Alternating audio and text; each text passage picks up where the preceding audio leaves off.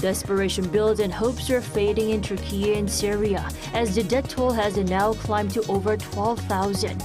Some experts say the figure could reach 100,000.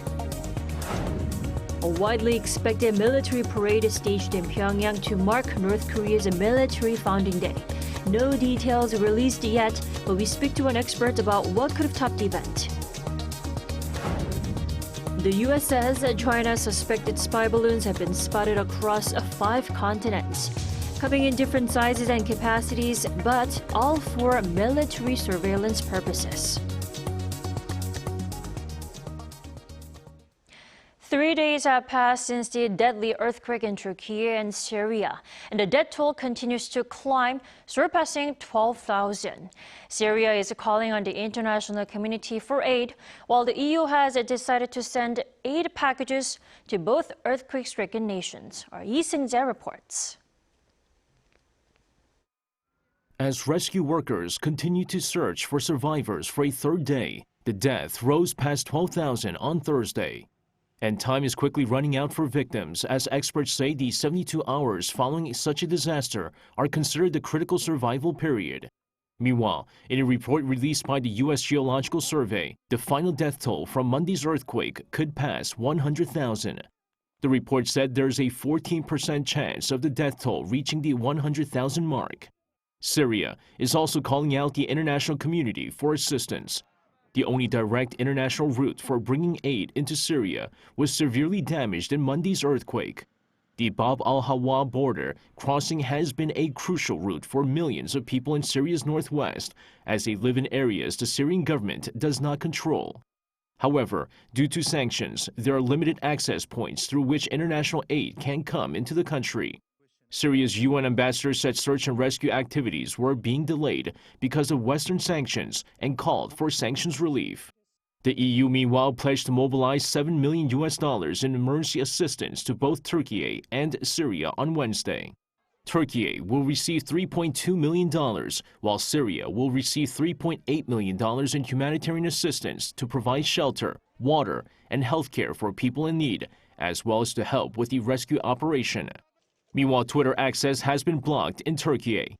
NetBlocks, an independent global internet monitor based in London, confirmed on Wednesday that most telecommunications and internet operators in Turkey are restricting users' access to Twitter.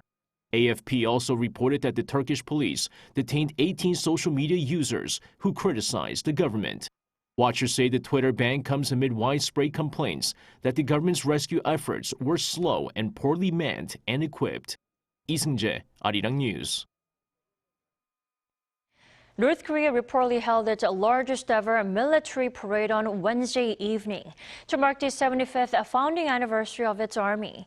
NK News reported that Pyongyang had started the landmark celebration with fireworks, jet flyovers, and entrance music for regime leader Kim Jong-un.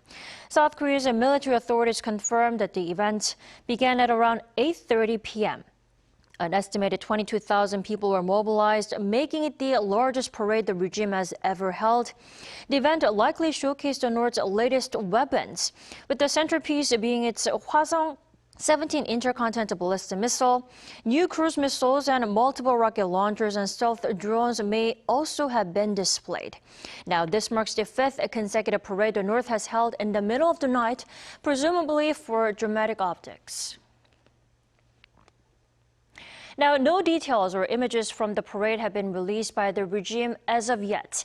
But to provide some insight into the event in Pyongyang, let's turn to Professor Kim Young-jun from Korea National Defense University. Welcome to the program. Thank you for having me today. Sure. According to reports and confirmation from South Korea's military, the North has carried out its widely expected military parade. Now, we are still waiting for the footage to come out for more detailed analysis, but what do we know so far in terms of any new weaponry or even the scale of the parade this time? Yes, so far we don't know any detail of the military parade because North Korea did not show any record video, live video via Korea Central TV. But so far, the satellite image taken around 10 p.m. yesterday on North Korean time show the ICBM Hwasong 17 with the tail in a military parade, maybe 4 or 6. This is North Korea already last year, April, showed 4 ICBM Hwasong 17 in a military parade for 70th anniversary of the KPA.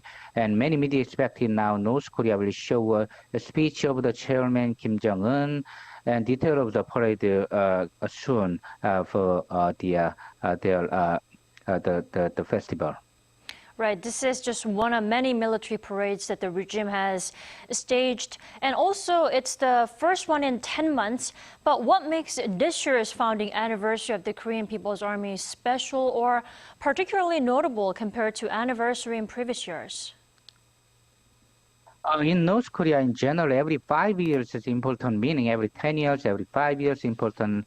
This year is the 75th anniversary of the KPA birth, so this is important. At the same time, more importantly, the Korean Peninsula situation is very serious because North Korea nuclear and missile capability and threat are very high, and the ROK-US combined exercises are at a high point than ever. At this time, North Korea would like to show the very important weapon system like nuclear warhead, cruise missile, or UAVs, or multiple rocket launcher in a parade. So this is important. And another thing is interesting point is that whether Kim Jong-un and his daughter Kim Ju-ae will attend this parade or not, because Kim Jong-un recently brought his daughter at missile test site or military unit when he visited. Right, thank you for mentioning his daughter, Kim Ju-ae. She's been on the spotlight for the past few weeks, if I remember correctly. And now, do you think the North will resume military activities like launching missiles now that they're done with celebrating the anniversary? Yes, the 75th anniversary, but not at the same time, but sooner or later after the parade of the KP birth, North Korea will continuously develop its missile capability like launching missile. Kim Jong-un several times emphasized an importance of military capability for so-called self-defense capability against the ROK-US hostile combined exercise. North Korea blamed recent visit of the U.S. Defense Secretary and NATO Secretary General to South Korea, and this February TTX exercise or this March will Freedom Shield of the ROK-US combined exercise as planned. So throughout 2023, this year, North Korea will launch many missile tests and possibly 7 nuclear weapon tests for minimization of nuclear warhead for new short missile. Right, I hate to say this, but North has been quite silent on its actual military activities. There were some harsh words, but no significant military activities. So we'll keep a close eye on the North's moves. Thank you for joining us this morning. Have a lovely day. Thank you very much. Now, moving on, the U.S. believes a suspected Chinese surveillance balloon that was shot down over its territory is a part of a wider fleet that has spanned 5 continents. Pentagon spokesperson said that although the crafts came in different sizes and with different capabilities, they were used for military surveillance purposes. Our Kim Mo-gyun has the story. The United States has said that Chinese spy balloons, like the one that was shot down off the coast of South Carolina over the weekend, have been found on at least 5 continents across the globe.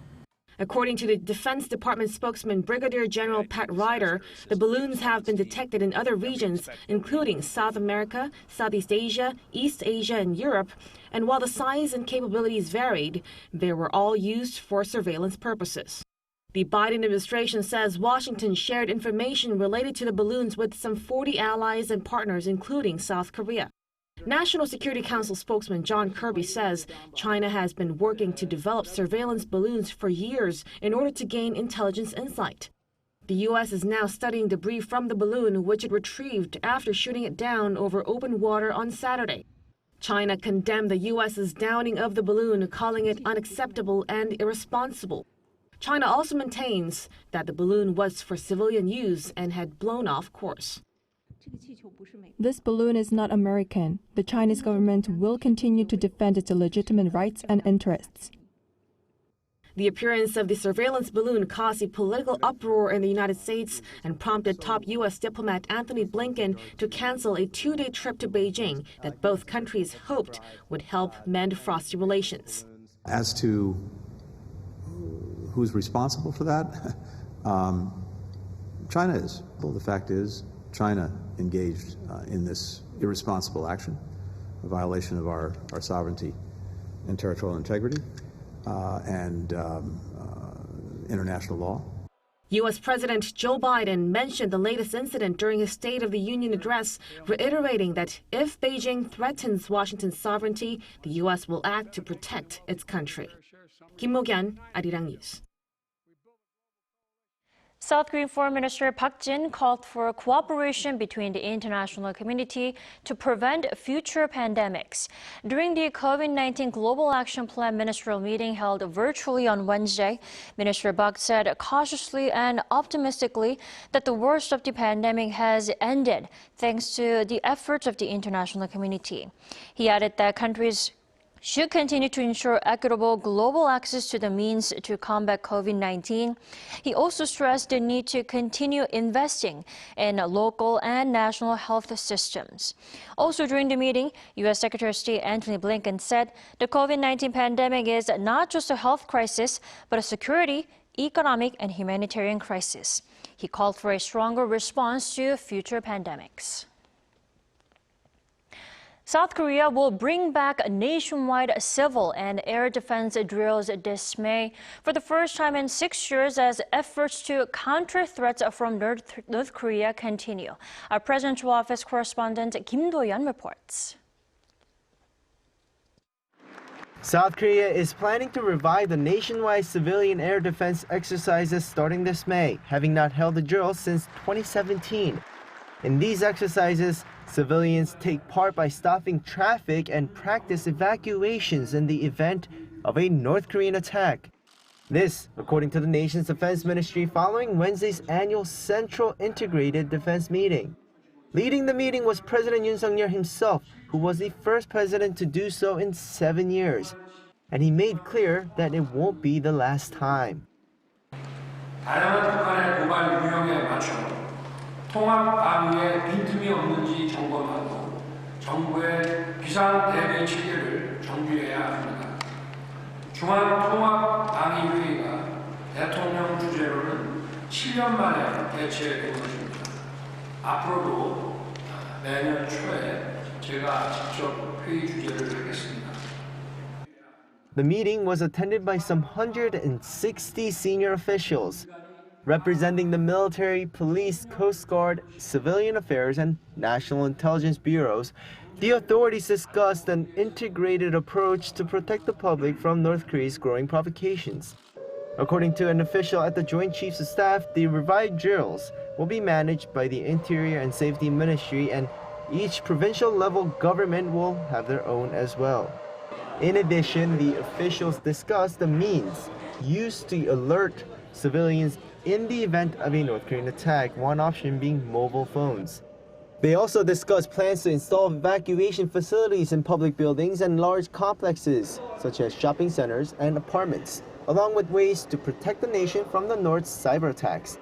Citing the data center fire last October that caused chaos by disrupting text messaging and other services, the authorities also discussed designating some of the nation's data centers as important national facilities, which means by law, the police will need to come up with defense strategies for them.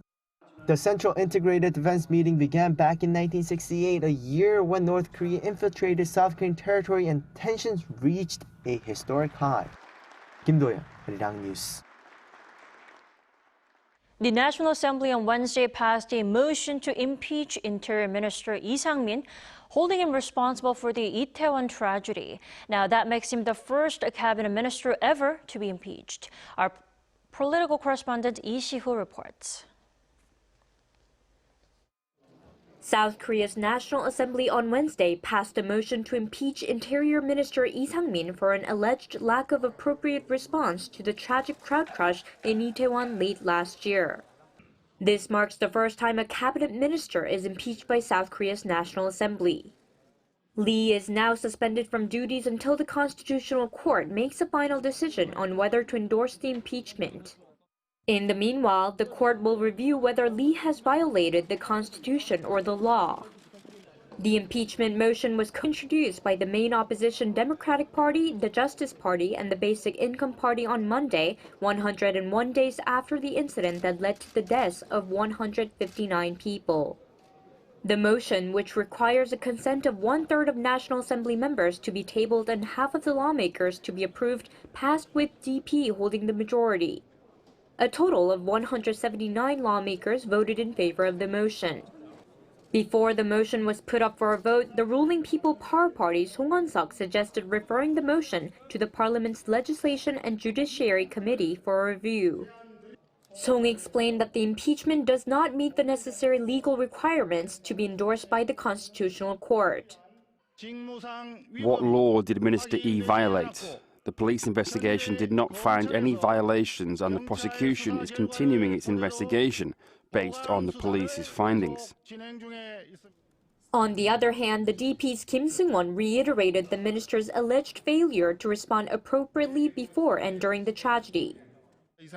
Minister Lee, despite having the responsibility for disaster management and the crowd incident being forecasted in advance, did not take preventive measures. This is a violation of the Framework Act on the Management of Disaster and Safety. Meanwhile, the presidential office decried the passing of the motion. It's giving up on parliamentarism. This will go down as a shameful moment in the history of parliamentarism. Meanwhile, the Constitutional Court is expected to make the final decision within 180 days. The impeachment will be finalized if 6 or more constitutional judges out of 9 vote in favor. Lee Si-hu, Arirang News. Now, moving on to COVID-19 situation here in the country, the number of coronavirus cases continues to drop even after the easing of virus prevention rules, including the recent lifting of the indoor mask mandate. Our Chung Eun-ju explains. South Korea's overall downward trend in new COVID-19 infections continues despite the country lifting most of its virus curves. The government lifted the mask mandate for indoor spaces, except at hospitals, pharmacies, and on public transportation on January 30th. The Korea Disease Control and Prevention Agency said at Wednesday's briefing that the number of new cases last week decreased by 24% compared to the previous week. The agency attributed the decline to the high level of voluntary adherence to COVID-19 preventive measures. The country also added fewer than 20,000 new cases for the 7th straight day. There were 22 COVID-19 related deaths, and the number of critically ill patients was down 10 from the previous day to 283.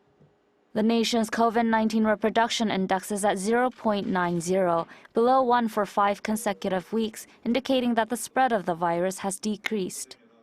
Weekly COVID-19 risk levels were also at low nationwide for the first week of February. Presumed cases of reinfection, however, slightly increased from 22.8% to 23.03% in the last week of January. This means that 1 in 4 to 5 confirmed cases had already caught the virus before. Health officials said that the immunity of those who were infected during the spread of the Omicron variant may be decreasing and urged people to get booster shots. Meanwhile, Ji Young-mi, commissioner of the KDCA, said Tuesday that South Korea is considering lifting visa restrictions on travelers from China earlier than scheduled, as China has seen a steady decline in the number of COVID-19 infections. Those entering South Korea from China will still be required to undergo a coronavirus test before and after arriving until the end of this month. Chung Eun-ju, Arirang News.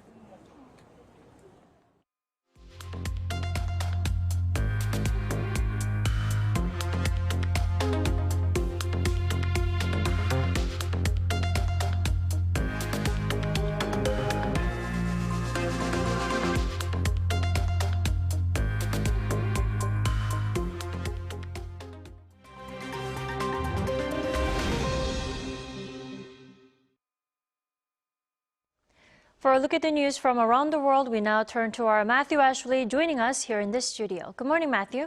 Good morning, Dami. Let's start in London today, where Ukrainian President Volodymyr Zelenskyy has made a surprise visit. Now, it's the only second time that Zelenskyy has left Ukraine since Russia's invasion almost a year ago. Well, that's right, Dami. Speaking to UK lawmakers in Westminster Hall on Wednesday local time, Zelenskyy thanked the UK for its support of Ukraine so far, and then urged it to provide fighter jets. Now, it's a request that Western allies, including the UK, had denied up until now. But UK Prime Minister Rishi Sunak said that, quote, nothing is off the table and that jets are a part of the conversation. The UK leader also pledged that Britain will train Ukrainian pilots to fly NATO standard jets and that delivery of military equipment to Kyiv is being sped up. Meanwhile, Russia has pushed back with its embassy in London, warning the UK not to provide fighter jets to Ukraine. Moving on to sports, as basketball legend LeBron James has broken the all-time record for the most career points scored in the NBA. As of Tuesday local time, James has scored a total of 38,390 points during his NBA career. The new record was made in a nail-biting game that saw James' team, the Lakers, lose 133-130 to Oklahoma City Thunder. Now, LeBron James took 38 points in the game. In doing so, the 39-year-old surpassed Kareem Abdul-Jabbar's previous record of 38,387 points set in 1989. James set the new record across 1,400 appearances, which is fewer than the 1,560 games required by Abdul-Jabbar to set the previous best. In more record-breaking news, a Chilean swimmer has undertaken the longest swim ever by a person in Antarctic waters. Wearing only a standard bathing suit, Barbara Hernandez made the swim on Sunday in icy waters just off Greenwich Island near the Antarctic Peninsula. She swam 2.5 kilometers in 45 minutes in water temperatures of just 2.2 degrees Celsius. Her record is now being validated. Nicknamed the Ice Mermaid, Hernandez said the feat is meant to raise awareness of the need to protect the Southern and Antarctic oceans. The 37-year-old psychologist has also set records and world firsts in the Beagle Channel and Magellan Strait on the tip of South America.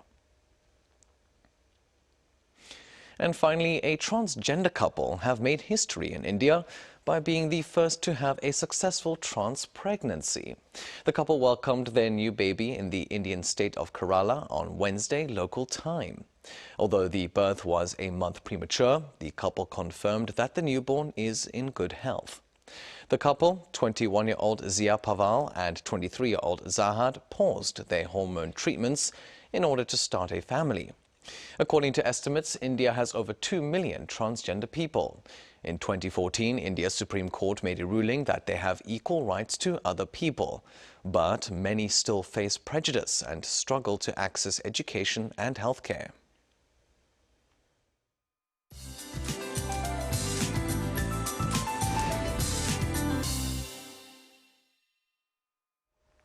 Good morning. It's a chillier start to the day. Feels like temperatures are about 4 degrees lower than what the thermometer is pointing to this morning. And of course, it's a freezing start in Charon. But highs will rise fast to reach double digits in most parts of the country. So much needed rain is in the forecast to wash away lingering dust and ease the dryness in the air. Starting from Jeju late this afternoon, gradually spreading to southern regions tonight, then expanding nationwide overnight before all letting up tomorrow afternoon. And the further south you are, the heavier the rain you are going to receive. But rain will turn into snow overnight in mountainous regions on the east coast, which could see up to 15 centimeters of heavy snowfall. Now, central regions will have highs that are a couple degrees higher this afternoon, while southern provinces will see similar afternoon highs to Wednesday, Daegu, Busan topping out at 11 degrees Celsius. But Jeju and South Coast will also be quite windy from tonight, so please brace for that. With that in mind, here's a look at the weather conditions around the globe.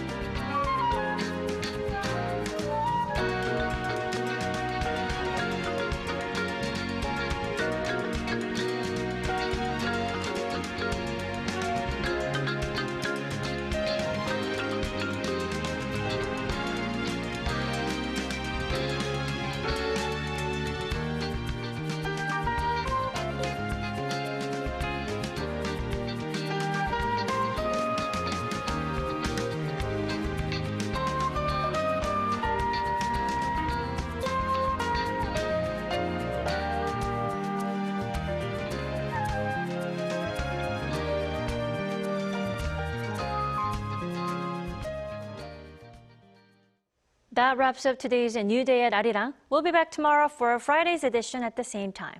Thanks for watching.